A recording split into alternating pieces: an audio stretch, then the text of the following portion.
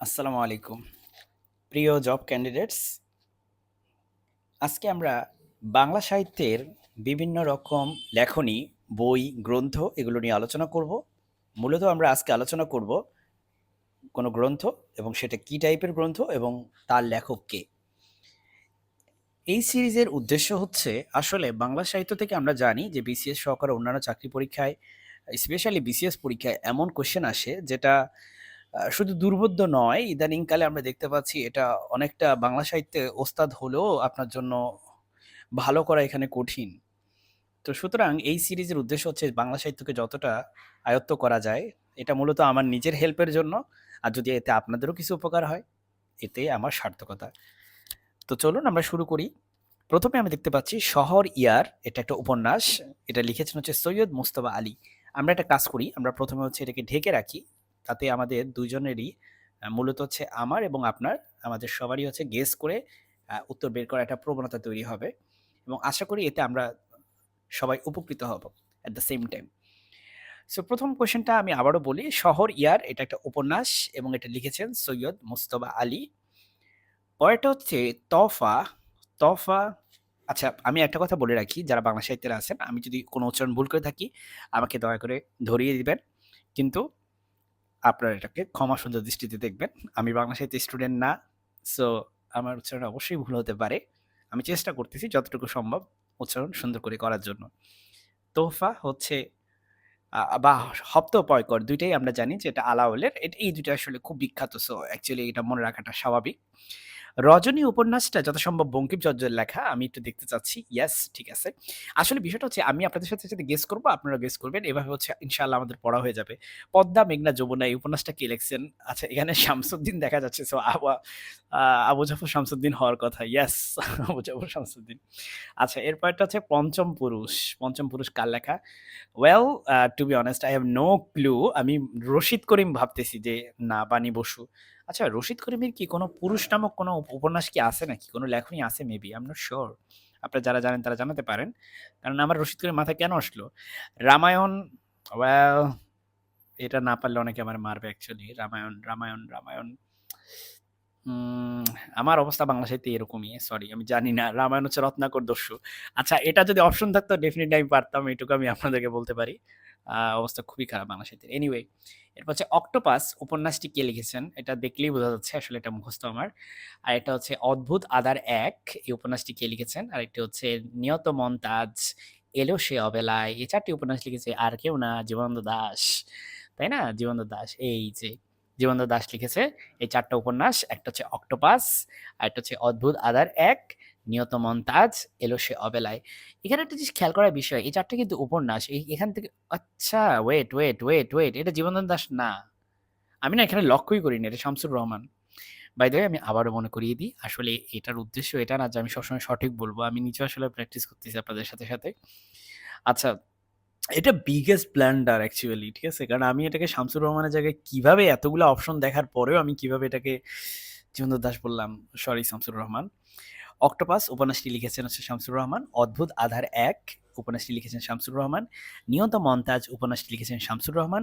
এলো সে অবেলায় উপন্যাসটি লিখেছেন শামসুর রহমান। এরপরে আমরা দেখতে পাচ্ছি উত্তম পুরুষ। এই জন্যই বলি যে পুরুষ নামক কোনো একটা নিশ্চয়ই কোনো লেখনী আছে রশিদ করিম সাহেবের। ইয়াস, পঞ্চম পুরুষ হচ্ছে আপনার বাণী বসুর, কিন্তু উত্তম পুরুষ হচ্ছে রশিদ করিমের, ঠিক আছে? আরেকটা হচ্ছে আমার যত গ্লানি। কি নাম, হ্যাঁ, আমার যত গ্লানি। যাই হোক, এরপরে হচ্ছে আমরা দেখতে পাচ্ছি নবান্ন। এই যে দেখেন এখানে নবান্ন কে লিখেছে, এটা এটা আই থিঙ্ক সবার জানা যে বিজন ভট্টাচার্য। আমি জানি না অ্যাকচুয়ালি সবার জানা কিনা, বাট অন্তত আলহামদুলিল্লাহ আমার মুখস্থ। নবান্ন নাটকটি লিখেছেন হচ্ছে বিজন ভট্টাচার্য। নবান্ন হচ্ছে একটা নাটক, এটাও আসছে বেশ কয়েকবার, আমি দেখছি পরীক্ষায় বিগত বছরের যে নবান্ন নাটক, ঠিক আছে? সো এগুলো কিন্তু সব প্রিভিয়াস ইয়ারের কোয়েশ্চেন, আমি আপনাদেরকে আগেই বলে রাখি।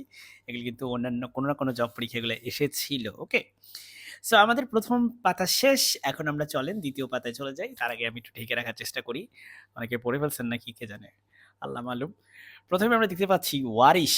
ওয়ারিশ কে লিখেছে? ওয়ারিশ, ওয়ারিশ উপন্যাস কে লিখেছে? I have no clue, let's see. Shawkat Ali. Warish যারা জানেন তারা নিশ্চয়ই ভাবতেছেন যে এই ছেলে কিছুই জানে না, তাই না? ঘটনা সত্য। ভাসানী যখন ইউরোপে, এটা কে লিখছে? ভাসানী যখন ইউরোপে, এটা তো মনে হচ্ছে ভ্রমণ কাহিনীর মতো। খন্দকার মোহাম্মদ ইলিয়াস। আমাকে ১,০০০ ক্লু দিলেও মনে হয় না আমি এটা পারতাম। দশমী কাব্যগ্রন্থটি কে লিখেছেন? উত্তর হচ্ছে সুধীন্দ্রনাথ দত্ত। ওকে। অর্থশাস্ত্র কে লিখেছে? অর্থশাস্ত্র কি জানি, কৃপা, কৃপা জানি কে একটা ছিল না? কৌটিল্য, রাইট, কৌটিল্য। কৃপা কোত্থেকে পাইলাম? মানচিত্র কে লিখছে? আনিস চৌধুরী, জানি না আসলে। অশরীরী ছোট গল্প কে লিখছে? এটাও জানি না। বিভূতিভূষণ, ওকে। অশনি সংকেত, এটা তো বিভূতিভূষণ। পাঠকের মৃত্যু, পাঠকের মৃত্যু লিখছে, পাঠকের মৃত্যু, ওয়েল এটা কি কোনো কারণে ইয়ার নামটা মনে হচ্ছে না, মানিক বন্দ্যোপাধ্যায়ের? না, বনফুল, বনফুল লিখছে পাঠকের মৃত্যু। রসকলি, এটা তো তারাশঙ্করের, এটা আমার জানা আছে ভালো মতো। রসকলি গল্পটা আমি জানি। শকুন্তলা নাটককে লিখছে, ও আচ্ছা আচ্ছা, এটা হচ্ছে আমাদের ওই যে আমাদের, আরে ঈশ্বরচন্দ্র বিদ্যাসাগর। ঈশ্বর, আচ্ছা, এটা তো খুব দুঃখজনক হইল।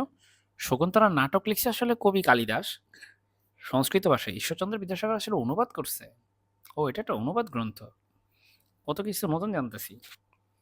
মানবতন্ত্র কি লিখছে? মানবতন্ত্র, মানবতন্ত্র কি লিখছে? I have no no no clue. Abul Fazal, Manabatantra. Bangla সাহিত্যে এই জন্যই ব্লান্ডার করি আমি। ইঁদুরের ভোজ কে লিখছে? জানি না। ওরে আল্লাহ, না না, তাদের রবি ঠাকুর। পল্লী জননী লিখছে, এটা লিখছে কবি কাজী নজরুল ইসলাম, জসীমউদ্দিন।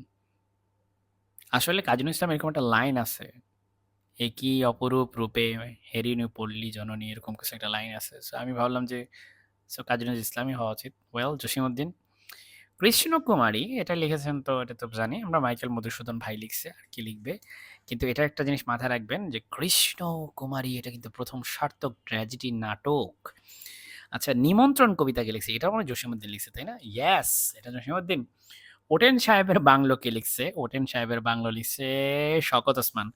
মানে বাংলা সাহিত্যে যে কতটা ভয়ঙ্কর অবস্থা আমার, সেটা নিশ্চয়ই আপনারা এতক্ষণে টের পেয়ে গেছেন। আমরা দেখতে পেলাম যে ওটেন সাহেবের বাংলো লিখেছে শওকত ওসমান, যেটার I had literally zero clue. Okay, so আমরা এখানে একটু রিভিশন দিব, আমরা এর বেশি আজকে আর আগাতে চাই না। আমরা অন্য একদিন ইনশাআল্লাহ এই সিরিজে বাকিগুলো কন্টিনিউ করব। এটা আপনি আমার প্লেলিস্ট বাংলা সাহিত্যে পেয়ে যাবেন। আমি কেন আসলে কন্টিনিউ করতে চাচ্ছি না, এটার কারণ হচ্ছে অনেকেই বড় ভিডিও পছন্দ করেন না। যদি আপনারা বড় লঙ্গার ভিডিও দেখে আনন্দ পান এবং মনোযোগ ধরে রাখতে পারেন, তাহলে আমাকে জানাবেন। আর যদি আপনাদের আমার এই স্টাইলের সাথে মানে ভালো লাগে যে আমি পড়ি এবং সাথে আপনারাও আমার সাথে থাকেন কানেক্টেড, আপনাদের হয়তো কিছু শেখা হয়। যদি এটা ভালো লেগে থাকে, আমার চ্যানেলটি সাবস্ক্রাইব করে রাখবেন। এই চ্যানেলটার উদ্দেশ্য একটু ডিফারেন্ট। এটা উদ্দেশ্য কাউকে শেখানো না, এটা উদ্দেশ্য হচ্ছে আপনাদের সাথে আমারও শেখা বা পড়াশোনা হয়ে যাওয়া। এটা হচ্ছে মেন উদ্দেশ্য আর কি। সো আমার ভুল ত্রুটি ক্ষমা সুন্দর দৃষ্টিতে দেখবেন। আর আপনাদের সবার কাছে আমি দোয়া প্রার্থী, আমার জন্য দোয়া করবেন। আসসালামু আলাইকুম।